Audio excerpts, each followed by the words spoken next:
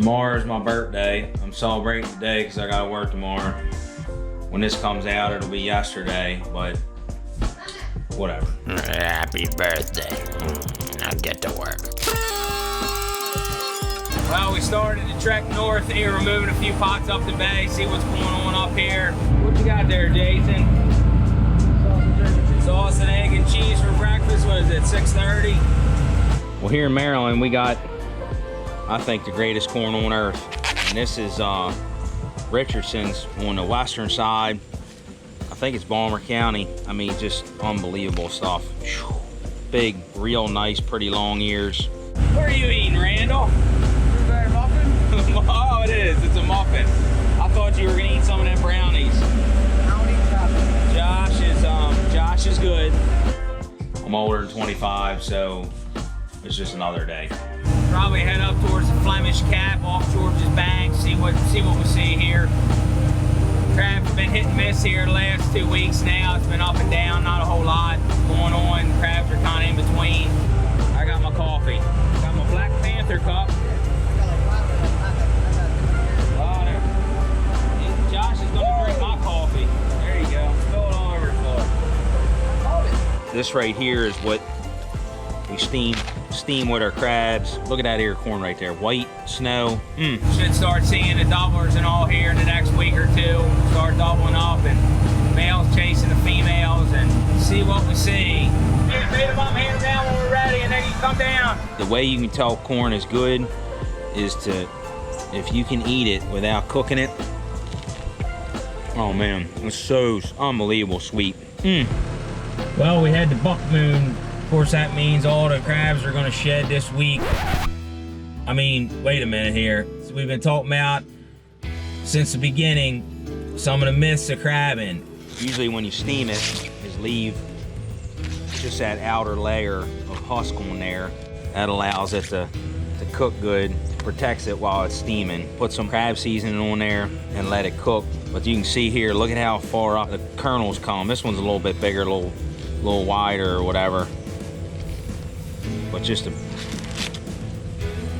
nice ear corn, little spotty, not quite as nice as that one, but just, man, it tastes so good. Unbelievable stuff. Welcome to Maryland.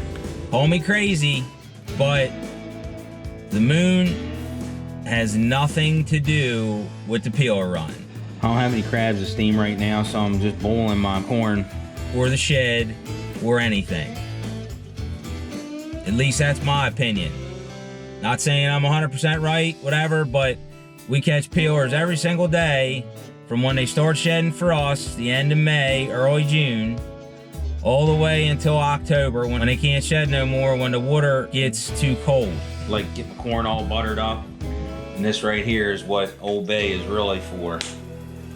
Putting on your corn. We catch lights every single day of the season once they shed out after that first shed, and we catch hard crabs every day of the season throughout the whole season. If the full moon is when the crabs all shed, you'd see these big ups and downs. You wouldn't see a consistent trend over time where you're seeing the lighter crabs throughout the season, you're seeing peelers throughout the season.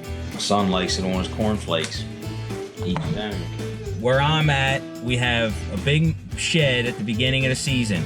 When the water warms up enough, all the crabs, males and females, it starts with the males, the small males, works its way up to the bigger males, and then the female shed right after that.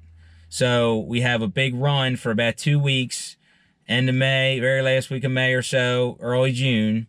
And then that run can last anywhere from like a week to 3 weeks. Really has nothing to do with the moon that I ever seen. Some good Richardson's chicken wings here. Put some Old Bay hot sauce on them. That's good stuff right there. If you see that anywhere, buy it, try it. Good stuff. And then after that, we have males that shed throughout the season. It's typically not a whole lot more. Occasionally you'll have a few more. Like about 2 weeks ago, we started seeing more males, the bigger males. The males that were small, that shed out smaller in end of May, early June, they shed again somewhere in July. The bigger males that shed out probably won't shed again maybe until later in the season, like September, early October. Got me some peach, half and half, lemonade tea. Good stuff. Happy birthday to me. We have another big shed in August late July, August, which is right now, we're starting to see the doublers. Crabs get doubled up, the males start chasing the females. All the immature females will shed between late July and early September. They'll have a big run then. They shed every day throughout that time period. The moon comes and goes and they're still shedding. It's a big run. And then the males will go all the way until typically early October. The water temperature gets down upper 50s, something like that, and it gets too cold for them to shed. From what I see, the moon has nothing to do with it. We got Papa fried chicken for his birthday. And it's definitely not ice cream. Not fried chicken ice cream. Look, it's a chicken. It's chicken. Until... A lot of people to this day, I see it all over the computer. Full moon's coming, don't buy crabs. Crabs are all gonna be light, blah, blah, blah, you know. This is when you need to buy soft crabs now. We got soft crabs every single day from end of May, early June to October. I got lights every day from about second, third week of June when that first shed is over and the crabs start to harden up, all the way to October. We're still catching them because those late males had shed. And I got hard crabs from when I catch them in the spring all the way to October. Got every crab throughout every period of time. Has nothing to do with the full moon. You heard it here first. Oh, it just snapped off. He was tangled up around that line there and then hooked into my line. Big old catfish, channel cat. We've been tagging crabs and we finally got a report from a sponge crab we released. We caught it on Hackett's right there in the mouth of the Severn on July 16th. Number 128, another nice sponge. And it was caught again on Thomas Point on the 19th.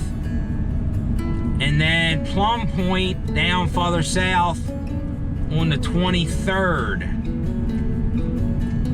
So it was pretty cool to see how fast she was going down the bay. She was still going in crab pots and trapping up, but fortunately with the sponge crabs, that's kind of why I did the sponge crabs. That way they got to be released. We got a multiple return. So that's the first multiple return tag we've had in all the tags we released, which was pretty cool. It was a cool deal. What the moon has to do with is the highest highs and the lowest lows.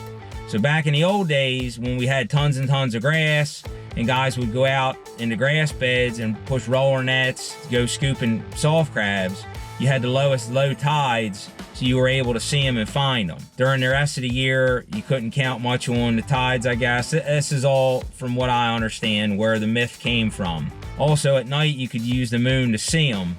If you were wading around in the grass, you could see the crabs better, I guess. I don't know. Or it was brighter in the mornings when the crabs were more active. So you could go around scooping crabs or running your roller net and you didn't have to worry about the higher tides, things like that. Now we have a lot less grass. Nobody hardly seems to fool with it anymore. Nobody even knows how to catch soft crabs anymore. To find a roller net, which I got one, I'll show you a little video one here.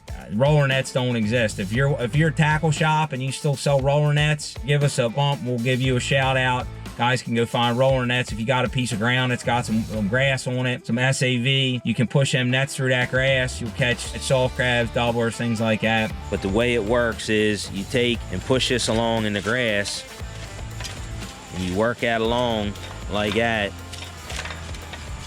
and it pushes that grass down, and then the soft crabs pop up right in the net, and then you bring your net up and you got your soft crabs in there. Because there's just shed, then they kind of stay where they are and they're in that grass, and you kind of just bump them up in there, push along your net, bring it up, pull your soft crabs out, or any peelers. Maybe you catch some doublers in there hiding. They don't get away. It helps push that grass down. It doesn't tear the grass up. It just rolls right over the top of it. And back in the old days, the grass used to be so thick that they would drag bed springs through it to cut channels in it. They would tear it out. They would dig it out. They would do whatever they could because it used to clog the propellers of your outboards. But today we would never do that because grass is like, you know, it's gold. It's far and few between in a lot of places. Some places it's really come back, but not everywhere. Just a different time, and this was a net that was used at that time. Like I said, I don't know if anybody still sells these nets. They're probably not cheap to make. The mesh, the aluminum frame, the roller. This net's probably $100. Back in the 80s, it was probably 25 bucks. Now it'd be $100 probably to make that net. I heard a report the other day, the dead zone is supposed to be less this year like it was last year. Less rain washing in definitely brings in less nitrogen, phosphorus, which is what creates the dead zones. That water rushes in, the nitrogen gets consumed by the algae. Algae dies, sinks to the bottom, the bacteria eats it up, sucks the oxygen out. So with less rain, we definitely are going to have less dead zones. We've seen a lot better water. The crabs, to me, are a little bit deeper for us this year. Instead of being, seeing them good in 4 or 5 foot of water, they're more in 6, 8, 10, 12 deeper. So water looks nice. Last few days we did have a little shot of rain, and that seems like it washed some of this kind of scuzzy water out that's just been sitting, and the water's nice and green now. It's pretty. We did see a layer of that scuzzy sewage kind of water, that brown, the nitrates on the top of the water floating around. Looks like sewage spill here, and sewage all over, nasty. Water's still green, but up here a little further, it's all red. Mostly just the top layer, so go from that green into that brown algae water. See how red it is now? And it was mostly, when you pull the crab pot up through it, it would be green underneath. It was just that layer of algae on the top that was coloring the water, so. Looks like it's all just on the surface. When that pot comes up, it's all green water underneath. You get spots of that here and there. I don't know if that's sewage releases or what it is, but you'll see areas like that where it's real scuzzy and nasty and dirty, and it is what it is. Try to stay out of it, away from it if you can, but it is what it is. Part of the daily job.